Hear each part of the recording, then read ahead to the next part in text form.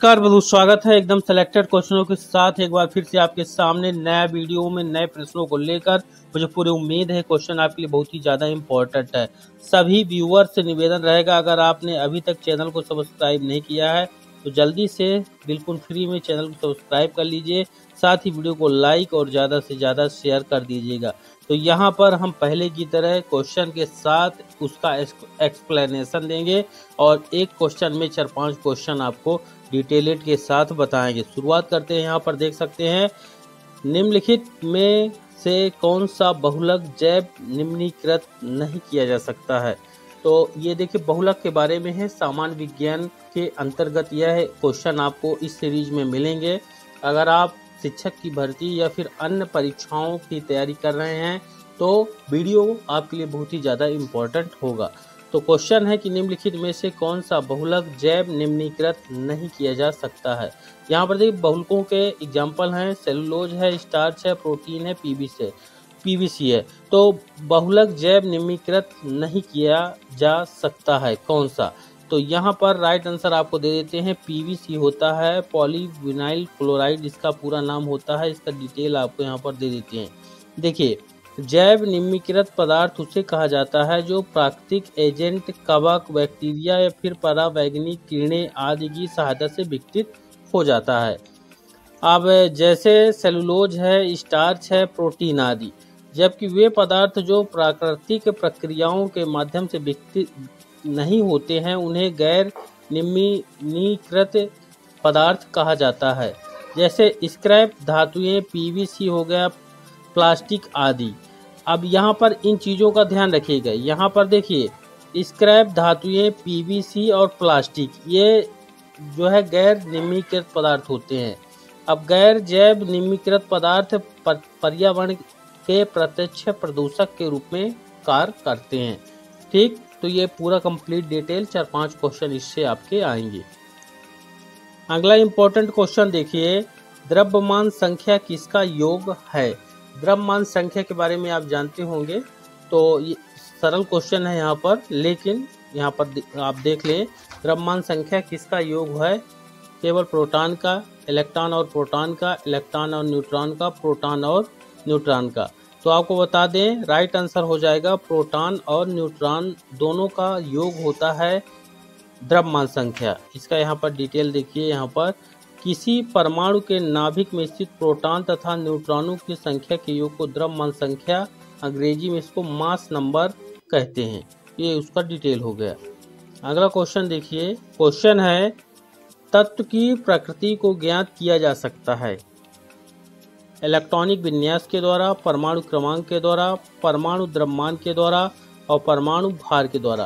Question की demand है कि तत्व की प्रकृति को ज्ञात किया जा सकता है किसके द्वारा। यहाँ पर तो यहाँ पर देख सकते हैं, सभी विकल्प अपने अपने महत्वपूर्ण है, बारीक अंतर के साथ हैं। तो यहाँ पर आपको राइट आंसर है इलेक्ट्रॉनिक विन्यास के द्वारा। राइट आंसर पहला वाला है। तो यहाँ पर देखिए, इलेक्ट्रॉनिक विन्यास के द्वारा तत्व की प्रकृति को इलेक्ट्रॉनिक विन्यास के द्वारा ज्ञात किया जा सकता है।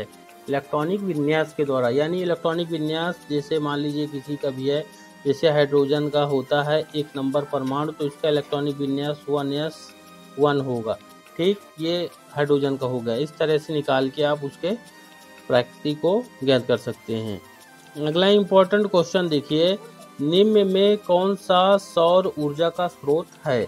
तो सौर ऊर्जा का स्रोत, ये बहुत ज़्यादा क्वेश्चन पूछा जाता है, चाहे आप शिक्षक की भर्ती में बैठ रहे हैं या फिर अन्य परीक्षाएं दे रहे हैं जिसमें साइंस पोर्शन के क्वेश्चन आने हैं, उसमें ये क्वेश्चन जरूर रहता है कि सौर ऊर्जा का स्रोत कौन सा है या सूर्य की ऊर्जा का स्रोत कौन सा है। इस तरह के क्वेश्चन यहाँ पर बनाए जाते हैं। तो सेम क्वेश्चन वही है, उसको घुमा फिरा के दिया जाता है। तो कौन सा सौर ऊर्जा का स्रोत है, नाभिकीय विखंडन, नाभिकीय संलयन, कृत्रिम रेडियोधर्मिता, एक्स किरण। तो राइट आंसर हो जाएगा नाभिकीय संलयन के कारण होता है। यहाँ पर देखिए डिटेल दे देते हैं, जब दो हल्के नाभिक परस्पर संयुक्त होकर एक भारी नाभिक तत्व के नाभिक की रचना करते हैं तो इस प्रक्रिया को नाभिकीय संलयन कहते हैं। तो आप पूरा कंप्लीट यहाँ पर जान गए हैं कि दो हल्के नाभिक हैं, वो मिलते हैं आपस में और एक भारी तत्व के नाभिक की रचना बनाते हैं। इस प्रक्रिया को ही नाभिकीय संलयन कहते हैं। अब नाभिकीय संलयन के फलस्वरूप जिस नाभिक का निर्माण होता है उसका द्रव्यमान संलयन में भाग लेने वाले दोनों नाभिकों के सम्मिलित द्रव्यमान से कम होता है। अब द्रव्यमान में यह कमी ऊर्जा में रूपांतरित हो जाती है, जिसे अल्बर्ट आइंस्टीन के समीकरण E बराबर mc² से ज्ञात करते हैं। अब तारों के अंदर यह क्रिया निरंतर जारी रहती है। सबसे सरल संयोजन की प्रक्रिया है 4 हाइड्रोजन परमाणुओं के संयोजन द्वारा एक हीलियम परमाणु का निर्माण होना है। यानी 4 हाइड्रोजन हैं तो एक हीलियम परमाणु जो है बन जाएगा। तो ये तारों के निर्माण में प्रक्रिया रहती है। यानी सूर्य भी एक तारा है और सूर्य की एनर्जी का जो सोर्स होता है वह नाभिकीय संलयन ही होता है। तो 4-5 क्वेश्चन इससे क्लियर हो गए आपके। अगला क्वेश्चन देखिए, हाइड्रोजन के जलने से संबद्ध प्रक्रिया है। जलयोजन, अवकरण, ऑक्सीकरण, हाइड्रोजनीकरण। हाइड्रोजन के जलने से यहाँ पर संबद्ध प्रक्रिया कौन सी है? तो राइट आंसर है ऑक्सीकरण, इसको बोलेंगे। यहाँ पर देखिए ऑक्सीकरण का डिटेल आप समझिए। ऑक्सीकरण में स्पष्ट बताया हुआ है कि ऑक्सीकरण वह प्रक्रिया है जिसमें पदार्थ ऑक्सीजन से मिल जाता है अथवा उसकी हाइड्रोजन निकल जाती है। अब दूसरे शब्द में यह भी कह सकते हैं कि ऑक्सीकरण वह प्रक्रिया है जिसमें पदार्थ के इलेक्ट्रॉन कम हो जाते हैं। ऑक्सीकारक पदार्थ वे पदार्थ होते हैं जो दूसरे पदार्थों को ऑक्सीकृत कर देते हैं, जैसे पोटेशियम परमैंगनेट, नाइट्रिक अम्ल आदि। तो इसमें 2 तरह की परिभाषाएं आपको मिली है, एक ऑक्सीकारक की, एक ऑक्सीकरण की। तो मुझे उम्मीद है आप समझ गए होंगे। चलिए अगला इम्पोर्टेंट क्वेश्चन देखिए, परम शून्य ताप है किसी भी तापमान पैमाने का आरंभिक बिंदु, फिर है सैद्धांतिक रूप से न्यूनतम संभव ताप, फिर है वह ताप जिस पर सभी द्रव पदार्थों के वाष्प जम जाते हैं, फिर है वह ताप जिस पर सभी द्रव पदार्थ वाष्पीय अवस्था में होते हैं। तो देखिए यहाँ पर सभी जरूरत के विकल्प हैं, जैसा कि आपके ऑनलाइन एग्जाम पर आता है।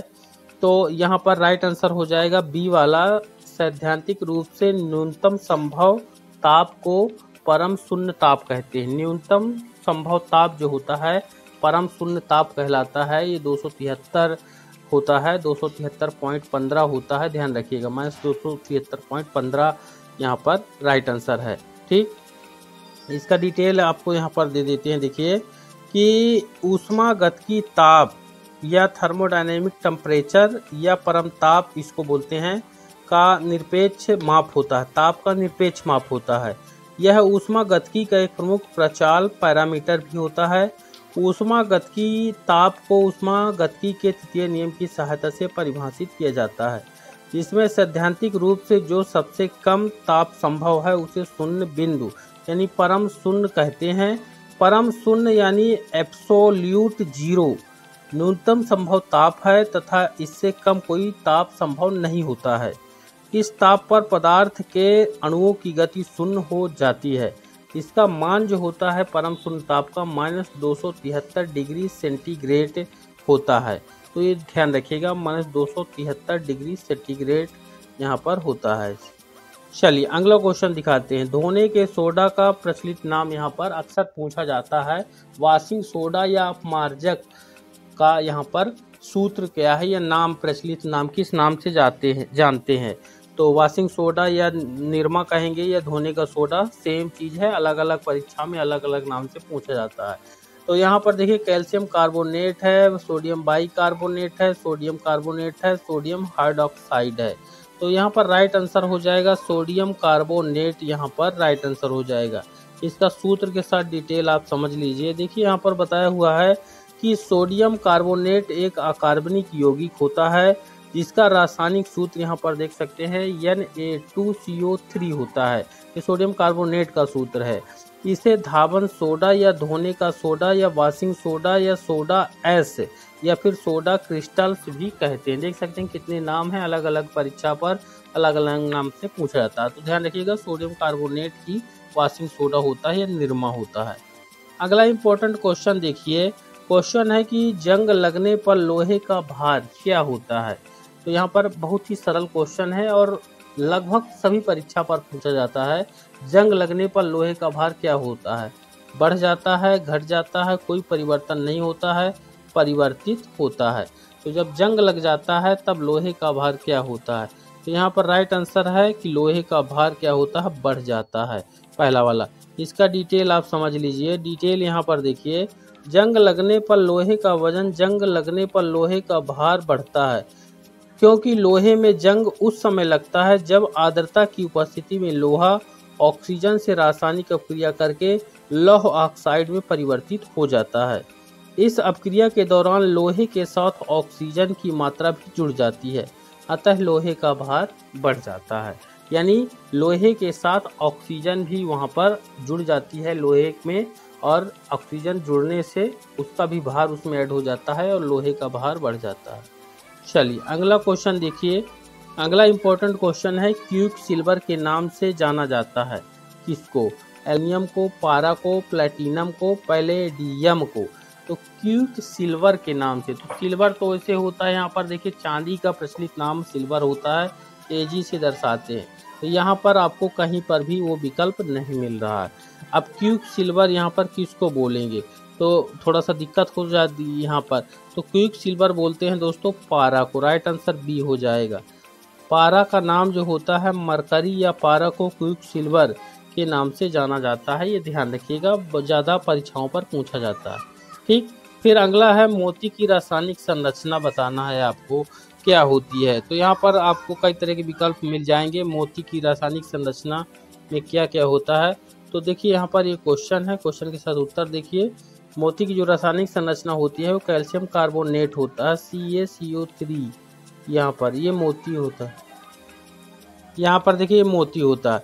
यहाँ पर देखिए रासायनिक रूप से मोती सूक्ष्म क्रिस्टलीय रूप में कैल्शियम कार्बोनेट होता है, जो जीवों द्वारा संकेंद्रीय स्तरों को जमा करने के बनाया जाता है।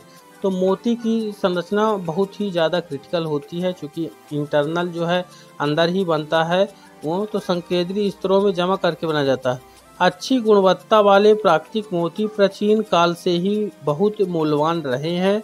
इसका रत्न के रूप में या सौंदर्य प्रसाधन के रूप में उपयोग होता है। तो ये कंप्लीट इसका डिटेल है। रासायनिक रूप से मोती सूक्ष्म क्रिस्टलीय रूप में कैल्शियम कार्बोनेट होते हैं, तो इस चीज़ को ध्यान रखिएगा। यहाँ पर calcium carbonate is right answer. तो दोस्तों आज का वीडियो कैसा लगा कमेंट में ज़रूर बताइए। साथ ही अगर आप चैनल पर नए हैं तो चैनल को फटाक से सब्सक्राइब कर लीजिए, ताकि आपको इसी तरह की और भी वीडियोस के माध्यम से क्वेश्चनों की सीरीज मिल सके। साथ ही लाइक और शेयर इसको कर दीजिएगा।